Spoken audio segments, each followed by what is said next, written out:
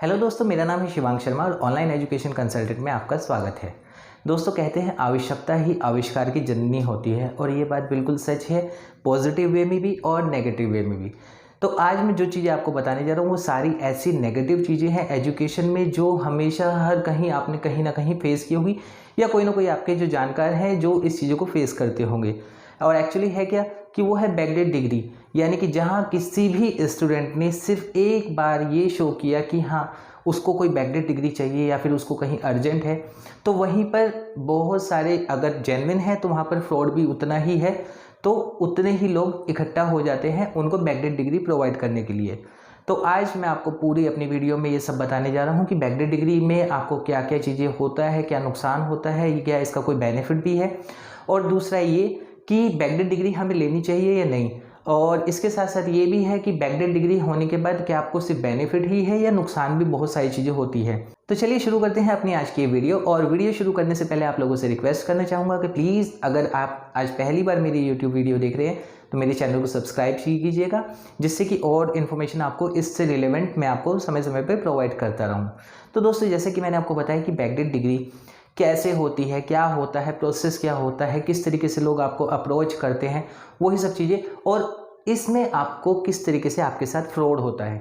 तो वही सब चीज़ें आपको मैं बताने जा रहा हूँ। सबसे पहले बात करते हैं बैकडेट डिग्री में होता क्या है। मान के चलिए कि कोई भी है, आप बहुत सारे आजकल ऐसे पोर्टल हैं जहाँ पर हम अपनी इन्फॉर्मेशन या इंक्वायरी करते हैं कि मान के चलिए मेरे को बीबीए करना है, मेरे को बीसीए करना है,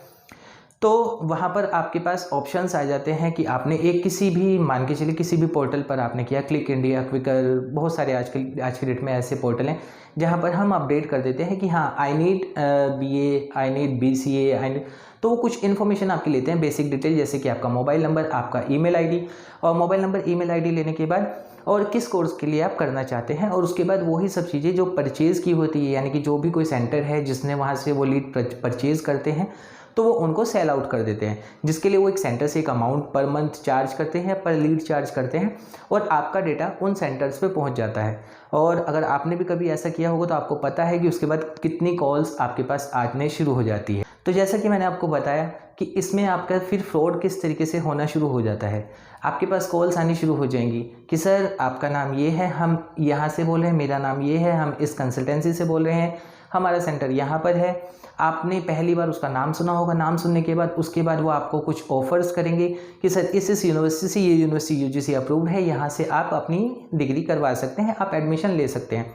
फिर जहाँ अगर आपने कहा कि हमें बैकडेट डिग्री चाहिए, तो वहाँ पर हो जाता है सारा का सारा वो प्रोसेस शुरू, जहाँ पर आपके साथ फ्रॉड होने के 99% चांस होते हैं, यानी कि सिर्फ 1% ही उम्मीद है कि आपको जेन्युइन मिलेगा, 99% है आपके साथ फ्रॉड होगा ही होगा। क्यों?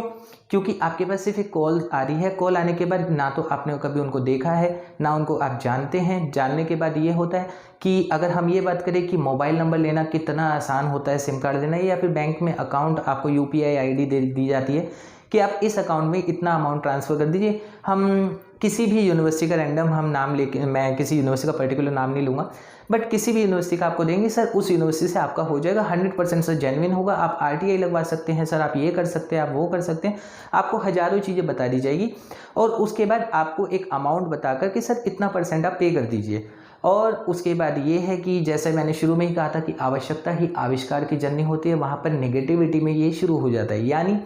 जैसे ही आपने कहा कि ठीक है, फिर आपके पास कॉल्स पे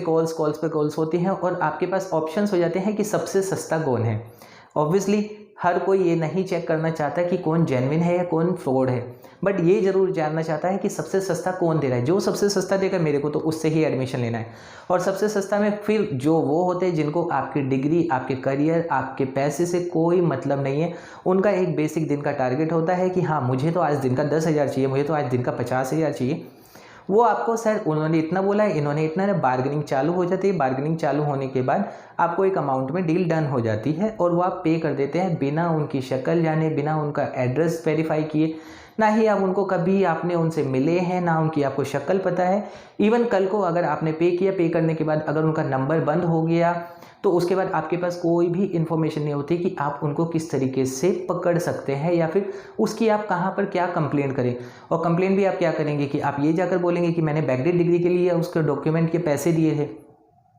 तो ये सब चीज़ें होती है जो आपके लिए बहुत रिस्की होता है हद से ज़्यादा, क्योंकि सिर्फ एक कॉल्स पर एक सामने वाले की पर्सन की आपके पास सिर्फ एक आवाज़ है, आपको भी नहीं पता कि वो जेन्युइन है वो फ्रॉड है, उन्होंने अपना जो नाम बताया है वो नाम भी सही है या वो नाम भी गलत है। तो उसमें आपको कुछ भी पता नहीं होता, सिर्फ ब्लाइंड होता है। और ब्लाइंड में आपको एक अकाउंट में आप डिपॉजिट कर देते हैं, डिपॉजिट करने के बाद फिर उनका एक टारगेट बेसिक पूरा हो जाता है। फिर बात करते हैं कि क्या हमें लेनी चाहिए या नहीं लेनी चाहिए, क्योंकि मेन तो यही है कि बैकडेट डिग्री हम ले या ना ले। तो दोस्तों सबसे पहले तो आपसे रिक्वेस्ट करना चाहूँगा, प्लीज़ प्लीज़ प्लीज़ जब भी कोई आपको बैकडेट डिग्री की बात करे वहीं के वहीं उनसे बात बंद कर दीजिए। बैकडेट डिग्री को कोई कुछ भी कह दे कि आपकी वेरीफाई होगी, आप RTI लगवा सकते हैं, आप ये कर सकते हैं, लेकिन एक चीज़ बताइए कि ना तो आपको कोई एडमिट कार्ड मिलेगा, ना आपको कोई जो आई कार्ड मिलता है। सिर्फ आपने एक पे किया, पेमेंट करने के बाद आपको एक मार्कशीट आ जाती है, मार्कशीट लेने के बाद फिर आपको बोला जाता है कि हाँ आप यूनिवर्सिटी से ये डिग्री निकलवा सकते हैं, ये कर सकते हैं। तो अब आते हैं बात उस पर कि अभी तक मैंने सिर्फ आपको नेगेटिव बताया है। पॉजिटिव में होता है कि कई बार हमें बहुत अर्जेंट होता है, इस तरह की आपकी कॉल्स आती है,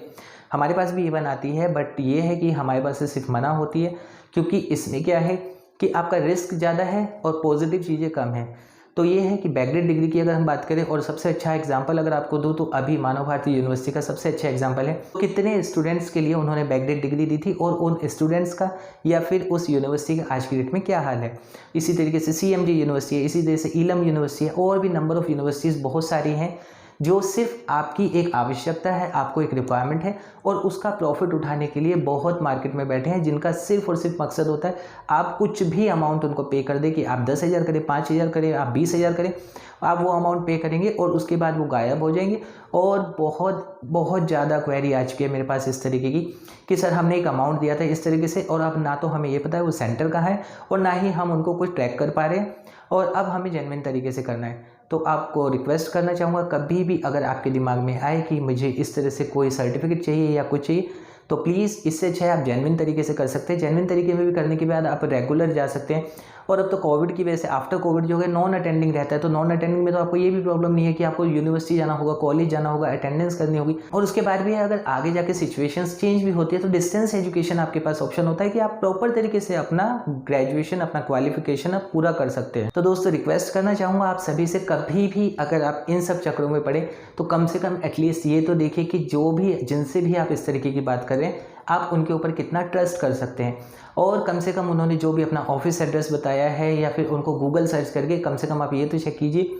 कि वो अवेलेबल एक्चुअली वो पर्सन है भी या नहीं है। आप वो भी नहीं कर सकते हैं तो आजकल तो बहुत इजी है कि उन्होंने कहीं ना कहीं GST अगर लिया होगा, GST नंबर आप उनसे ले सकते हैं, जहाँ पर आप उनकी इन्फॉर्मेशन चेक कर सकते हैं, या फिर उनका आधार कार्ड ले सकते हैं। आधार कार्ड के बेस पर भी उनको जेन्युइनिटी चेक कर सकते हैं। आप वीडियो कॉल कर सकते हैं एटलीस्ट एक बार, कि कम से कम हम शक्ल तो देख ले कि एटलीस्ट जिनसे भी अभी हम बैकडेट की डिग्री की बात कर रहे हैं वो है कौन एक्चुअली, कम से कम आपको उसकी शक्ल तो पता होनी चाहिए।